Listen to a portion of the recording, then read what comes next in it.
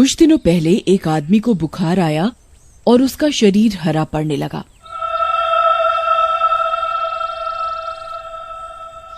उसे देखने गांव के बाकी लोग आए कि आखिर क्या मामला है। गांव वालों ने जब उसे बिस्तर पर लेटे हुए तड़पते हुए देखा तो बहुत दुखी हुए। हाय, ये दर्द लगता है जान लेकर ही मानेगा। हाँ, इस बुखार का कोई इलाज नहीं कर पा रहा। हाय, मैं क्या करूं? हाँ। ये क्या हुआ है तुम्हें भाई? तुम्हारे शरीर का रंग हरा होने लगा है और तुम्हारे शरीर पे ये फोड़े फुंसी कैसे निकल रहे हैं? पता नहीं भाइयों, ये मुझे शायद इस जन्म के पापों का फल मिल रहा है। गांव वाले आपस में खुसुर फुसुर करते हैं। अरे गोपाल भैया, इस कुष्ठ रोगी से दूर रहो, छुओ मत, वरना ये फोड़े फुंसी तुम्हें भी लग जाएंगे। वैसे भी ये कितने दिनों का मेहमान है। सही कह रहे हो भैया, कितनी बुरी हालत हो गई है इसकी। पता नहीं कौन से बुरे कर्म करे हैं जो ऐसा फल मिल रहा है। ये खबर पूरे गांव में फैलने लगती है और अब गांव का कोई भी आदमी या औरत पीड़ित के पास नहीं जाता था। उसकी हालत दिन पर दिन और खराब हो गई और देखने में वह बहुत बदसूरत लगने लगा। कोई भी उसकी शक्ल देखना पसंद नहीं करता था। फिर एक दिन, अरे भाइयों, मैं क्या कहता हूँ कि इस कुष्ठ रोगी को गांव के बाहर फेंक आते हैं। इस मनहूस की जब भी बात होती है दिन खराब हो जाता है। हाँ, सही बात है। गांव में रहेगा तो इसकी बीमारी पता नहीं कितनों को लगेगी। सारे गांव वाले उसे उठाते हैं और गांव के बाहर छोड़ आते हैं। अरे, ये तुम लोग क्या कर रहे हो? मैं भी इस गांव का हिस्सा हूँ। मैंने भी इस गांव के लिए काफी कुछ किया है। अब मेरा समय खराब है तो तुम लोग मेरे साथ ऐसा नहीं कर सकते। चल चल, पड़ा रहे यहीं। तेरे लिए अब हम पूरे गांव को खतरे में नहीं डाल सकते। पता नहीं क्या रोग लेके चल रहा है। पीड़ित गांव वाला चिल्लाता रह जाता है पर उसकी कोई नहीं सुनता और ठंड भरे दिनों में कुछ दिनों तक वह आदमी ऐसे ही दिन रात रोग से तड़पता रहा और एक रात तड़पते तड़पते उसकी मौत हो गई।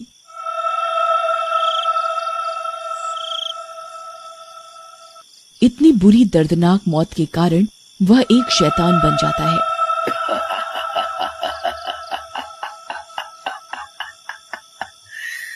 आखिर मुझे दर्द से मुक्ति मिल ही गई। पर गांव वालों, मैं तुमसे बदला जरूर लूंगा।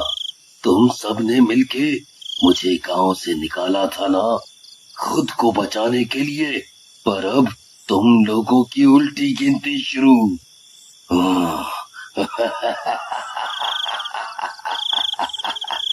और वह शैतान गांव में घुस आता है। रामू अपने खेतों में काम करके कुछ देर आराम के लिए वहीं छांव में सो जाता है। सबसे पहले तो तू ही मरेगा। अच्छा हुआ जो मुझे यहीं मिल गया। फिर गुस्से में शैतान सोते हुए रामू के हाथ में अपने नुकीले दांतों से काट लेता है। अरे भाई, कोई मेरी मदद करो, अरे मर गया रे। जिसकी वजह से उसके बीमार शरीर का वायरस रामू में चला जाता है।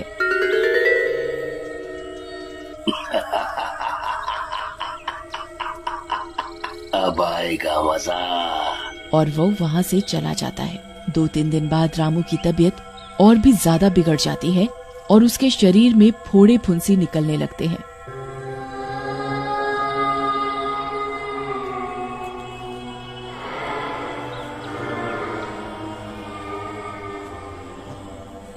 और धीरे धीरे उसका शरीर अलग रंग का होने लगता है।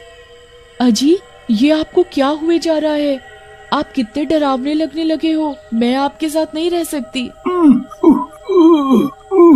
अरे भगवान, तुमने तो कसमें वादे किए थे कि पूरी जिंदगी मेरी सेवा करोगी और 2 दिन में ही परेशान हो गई।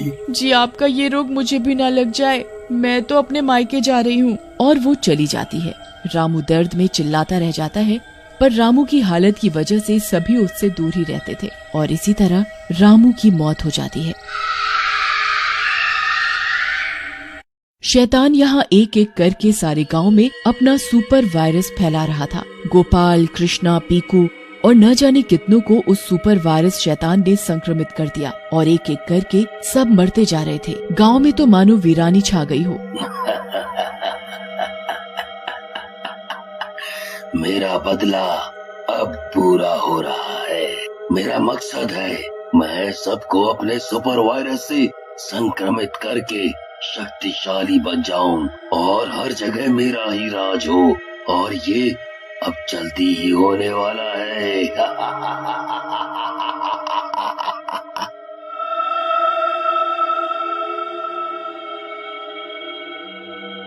उसी बीच शहर से हरिया का एक रिश्तेदार आया जिसका नाम रामकिशन था, जो कि शहर में बहुत बड़े अस्पताल का डॉक्टर था।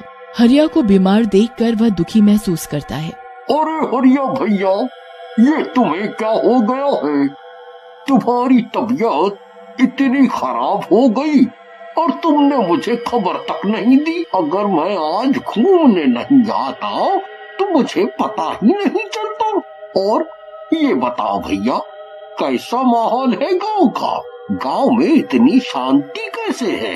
अब क्या बताएं तुम्हें, पता नहीं हमारे गांव को किसकी नजर लग गई है। गांव की तो जैसे शांति ही चली गई है, जिसे देखो बीमार ही पड़ा जा रहा है और एक एक करके सबकी मौत होती जा रही है। रामकिशन ये सुनकर थोड़ा दंग रह जाता है। अच्छा, पर ऐसे कैसे? जैसे मेरे शरीर पे फोड़े निकले हैं, ऐसे ही बाकी सबके शरीर पे निकल रहे हैं और बुखार खांसी बढ़ते ही कुछ दिनों में सबकी मौत हो जाती है। पता नहीं मैं भी कब तक जीवित हूँ। जब तक चल रहा है चल रहा है। जहाँ भगवान का बुलावा आएगा मैं भी चला जाऊंगा। रामकिशन बहुत दुखी होता है। तुम चिंता नहीं करो, तुम्हें कुछ नहीं होगा।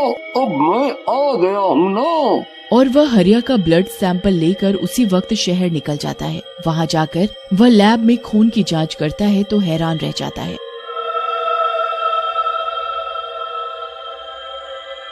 How is it possible?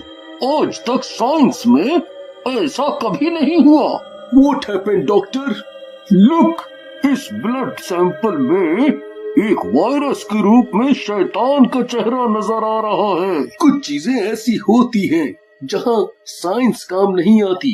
इसका जवाब तुम्हें साइंस से नहीं, किसी तंत्र मंत्र से मिलेगा। रामकिशन उसी वक्त वहाँ से निकलता है और एक बड़े ज्ञानी बाबा के पास जाता है और उसे पूरी घटना बताता है। मैं समझ गया वत्स, चलो मुझे उस जगह पर लेके चलो।